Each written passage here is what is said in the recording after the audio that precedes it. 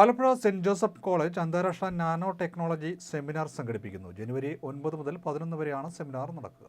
Department of science and technology വനിതാ കോളേജുകൾക്ക് ഗവേഷണ ഉന്നമനത്തിനായി നൽകുന്ന ക്യൂറി റിസർച്ച് ഗ്രാന്റ് ഉപയോഗിച്ച് സെന്റ് ജോസഫ് കോളേജ് അന്താരാഷ്ട്ര ടെക്നോളജി സെമിനാർ സംഘടിപ്പിക്കുന്നു.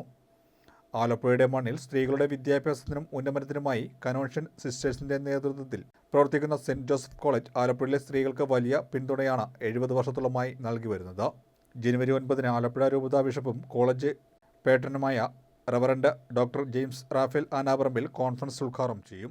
Advances in nano materials for a sustainable future ഒരു ഷോർട്ട് ഫോം ആയിട്ട് പറയുകയാണെങ്കിൽ ഐ ക്യാൻ സസ്റ്റെയിൻ ഫ്യൂച്ചർ 2025. ഇതാണ് ഞങ്ങളുടെ ഈ പ്രാവശ്യത്തെ കോൺഫറൻസിൻ്റെ ടൈറ്റിലായിട്ട് കൊടുത്തിരിക്കുന്നത്. ഈ കോൺഫറൻസ് മുൻതൂക്കം നൽകുന്നത് ഗവേഷണ മേഖലയിൽ നിലവിലുള്ള വളർച്ചകളെപ്പറ്റി വിചിന്തനം ചെയ്യുന്നതിനും ഒപ്പം ഏതൊക്കെ മേഖലകളിൽ നാനോ ടെക്നോളജിയുടെ സ്വാധീനം കൊണ്ട് വളർച്ചയും കണ്ടുപിടുത്തങ്ങളും നടന്നു എന്ന് മനസ്സിലാക്കുന്നതിനും വേണ്ടിയാണ്. അപ്പോൾ ലോകത്തിൻ്റെ പല ഭാഗത്തു നിന്ന് തന്നെ ഞാനിവിടെ പറയുകയാണ്.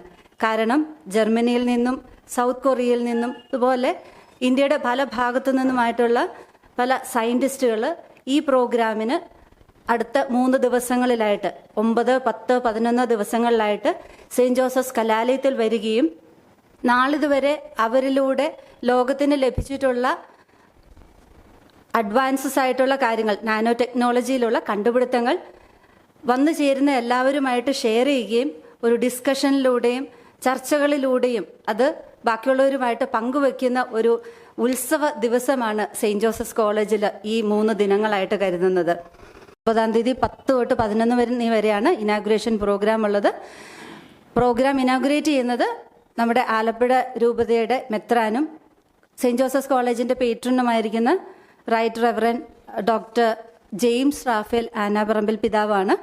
അന്നത്തെ ദിവസം നമുക്ക് കീനോട്ട് അഡ്രസ് തരുന്നത് doctor K Sethuraman. He's a professor in central university, Tamil Nadu.